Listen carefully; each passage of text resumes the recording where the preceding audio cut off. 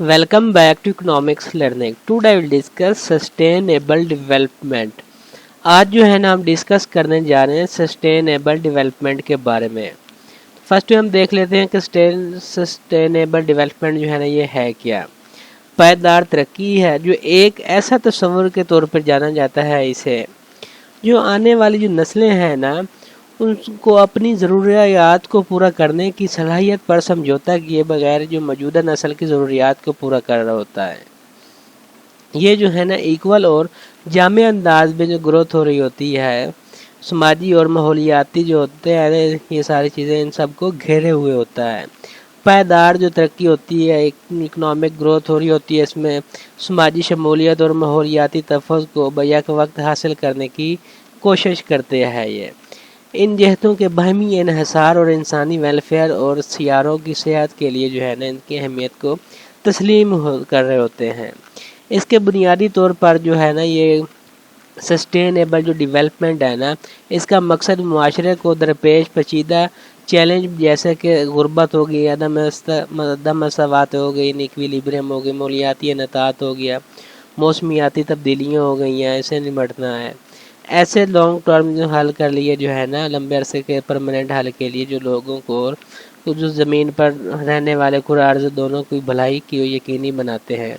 ये कुदरती वसाइल की ज़िम्मेदार से इंतज़ाम करने, आलूदगी और फजला को कम करने और समाजी मसावत जो होती है और इंसाफ को फ़रोग़ देने और इक़्तिसादी खुशहाली को इस अंदाज में फ़रोग़ देने की अहमियत पर ज़ोर देता है जो माहौलियाती तौर पर पायदार और समाजी तौर पर शामिल है पड़ा।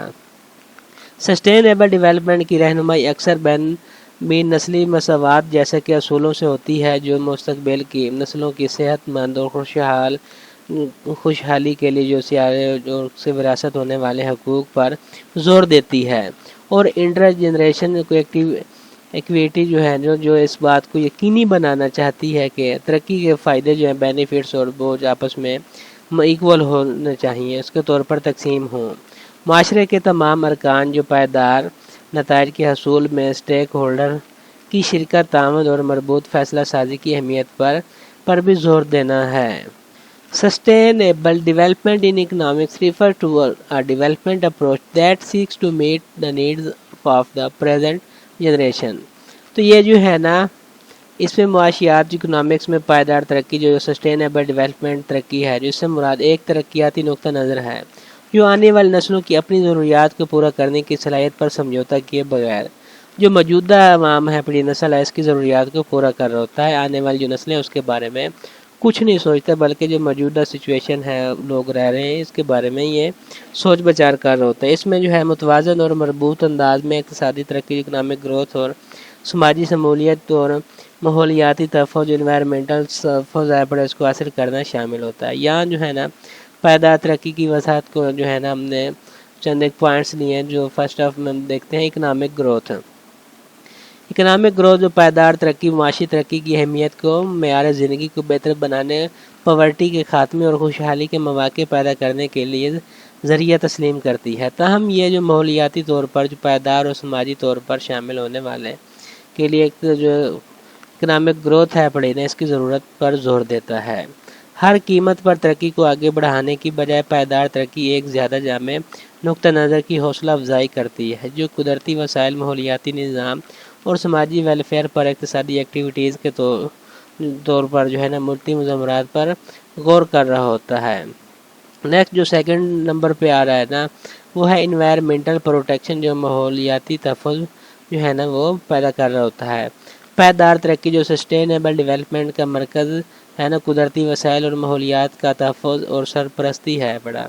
इसमें वसाइल की कारकर्दगी को फ़रोग़ देना, आलूदगी और फजला को कम करना, हयातियाती तनों का तहफ़्फ़ुज़ करना और मौसमियाती तब्दीलियों को कम करना जो है ना शामिल होता है। पायदार तरक्की साफ़ सुथरा पैदावारी तरीक़ों और काबिल तजदीद तवानाई एनर्जी के ज़राए पैदावार और वसाइल के इंतज़ाम के तरीक़ों और को फ़रोग़ देकर जो है ना इकनॉमिक ग्रोथ को माहौलियाती इन्हितात से दोगुना करने की कोशिश कर रहा होता है।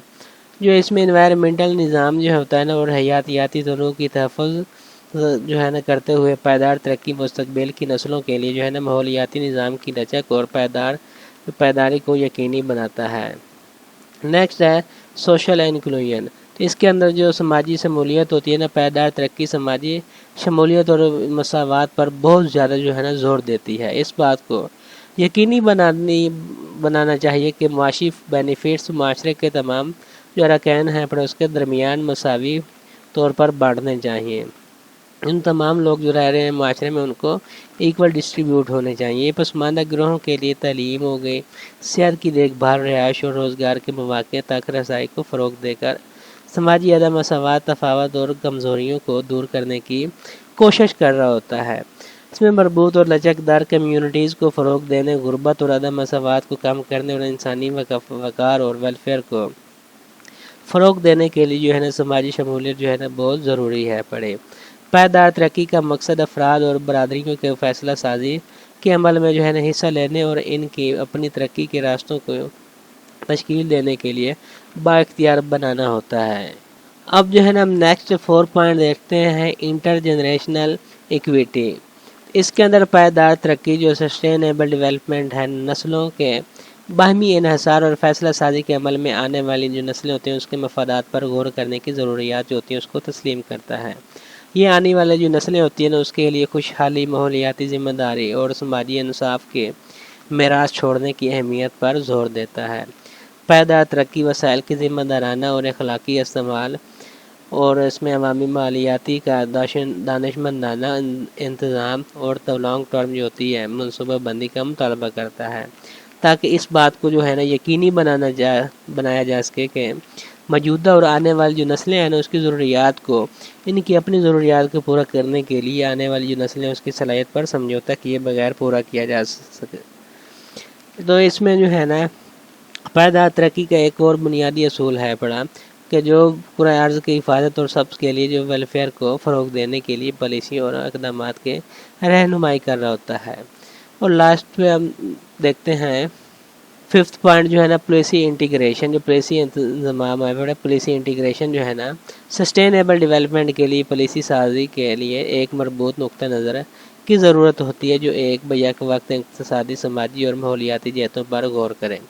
اس میں پالیسی کے نفاذ میں ہم آہنگی اور ہم آہنگی کو فروغ دینے کے لیے مختلف پالیسی شعبوں کے درمیان سائلوں کو توڑنا شامل ہوتا ہے۔